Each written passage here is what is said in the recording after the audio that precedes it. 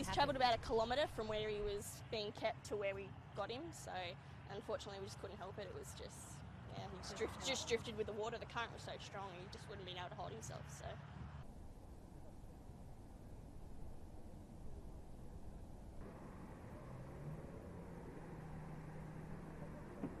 The rain and the wind was so strong, it came straight across the road and into our house. I could see it coming up the steps, and the next thing I knew, it was running down the hall.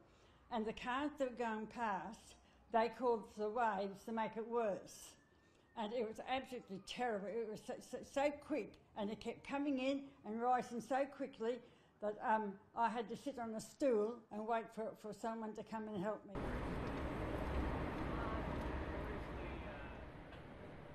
Upstairs on the main deck, a lot of the glass had actually been pushed out and smashed all over the place. Chairs just turned like lollipops. It's just crazy.